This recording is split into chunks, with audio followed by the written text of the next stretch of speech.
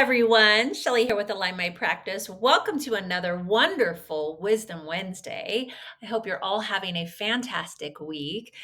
Today's message, I've been getting a lot of questions from my treatment coordinators on how long should I follow up with a pending patient. So I figured that would be a really great topic for Wisdom Wednesday.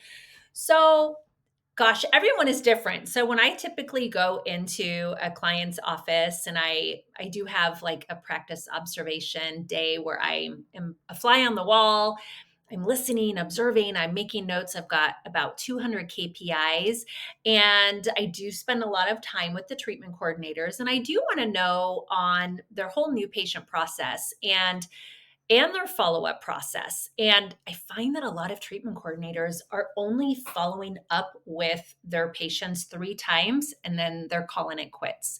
I've even had offices where the treatment coordinator says, I just wait for the doctor to tell me how much they want that patient and how frequently to follow up.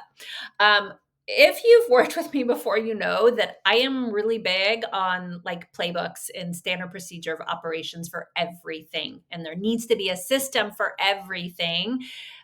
It just makes life so much lovelier and you don't have to think about it if there's a system that's in place. And then if you, as the treatment coordinator, are on vacation or you're sick, there's a system in place for what you do every day and how you follow up and the frequency of those follow ups. And so that's what we're going to be talking about today is just the follow up with your pending patients. So pending patients, folks, this is for your patients who they sadly were not a same day start. They weren't a scheduled records.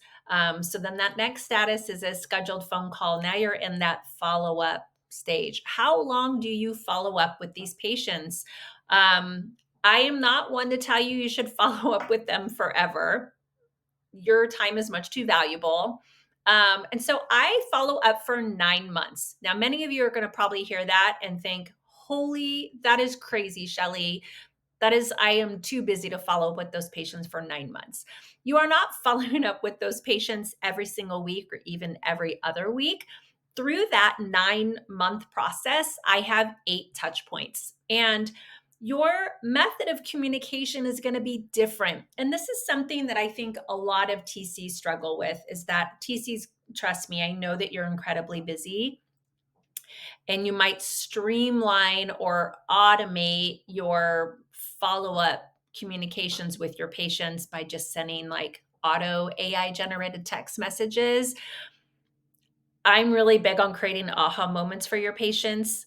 This is what's going to set your practice aside from your other competitors is you can't do everything AI generated, or the easiest way is to send a bunch of text messages. You need to put heartfelt effort into your follow-up strategies with your patients. So I start off with a phone call and a handwritten thank you card.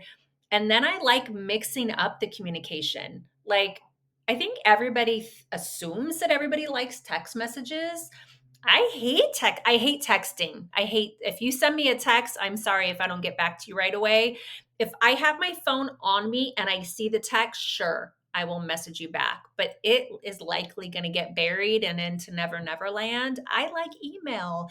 So, I guess what I'm saying with this is unless you flat out ask your patient, what method of communication do you prefer I follow up with you? Then you do need to mix up the communication. So I like first starting off with the handwritten thank you card and the phone call. And then a couple weeks later, I do another phone call. And then from then on out, I mix it up between email, text message, email, text message. And then I actually do good old fashioned snail mail. I have this really wonderful letter template that goes out to the patient from you as the treatment coordinator. And then another phone call. And then a letter from the doctor. Doctors, don't worry, I'm having your TCs take care of this letter for you.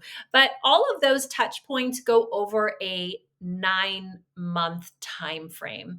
And if your patient is ghosting you and you just need to take the hint. You've called them, you've texted them, you've sent them letters, and nothing's happening. I'm giving you permission, talk to your doctor first, but I'm giving you permission to call it quits. So you can go ahead and activate that patient, put all your final notes in there. But hopefully with these, different methods of communication, you're going to have success in actually reaching them. And then my other little helpful hint is when you're following up with these patients with your phone call them between the hours of 4 and 6 p.m. I know this is the busiest time in the office, and you're thinking, Shelly, you're crazy.